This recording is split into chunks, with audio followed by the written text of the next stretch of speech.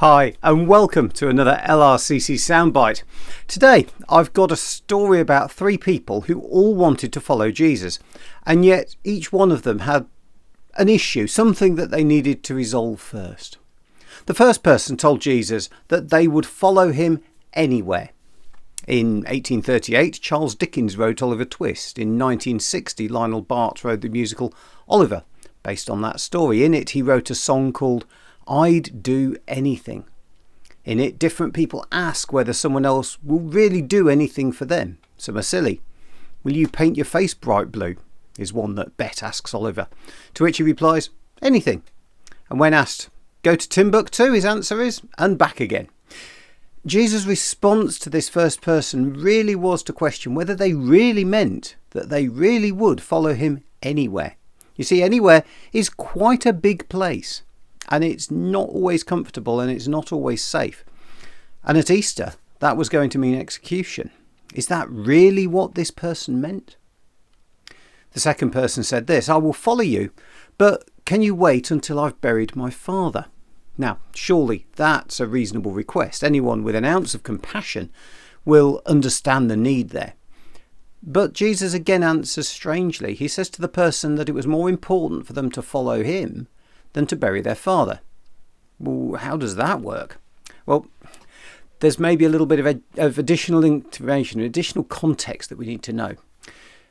What's actually going on? Jesus was speaking against an aspect of the law, and an aspect that was not right about the law. The law said that it was more important to bury someone than it was to help the poor. It was more important to bury someone than help people who were in need. And this is what Jesus was speaking against. The poor and the needy are more important than even something as significant to you personally as the death of your parents. Don't ever ignore people who are in need.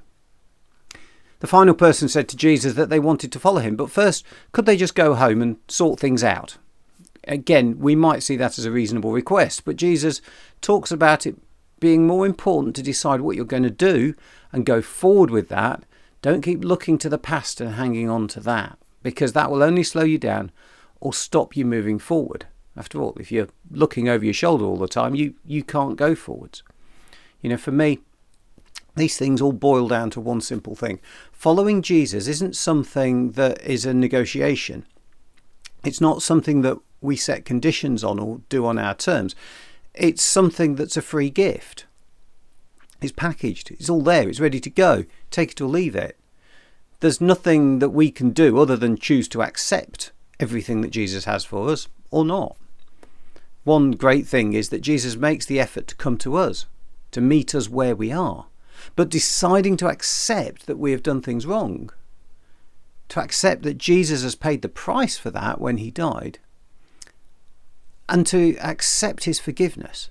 If we can put all those in place, then he has already arranged for us to have help and guidance from the Holy Spirit until one day when we live forever with him in heaven. That's the offer. All we have to do is accept it.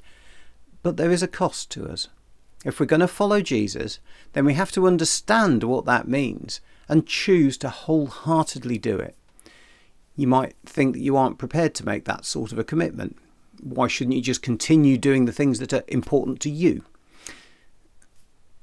Let me put it into a slightly different context for you. You happen to meet someone.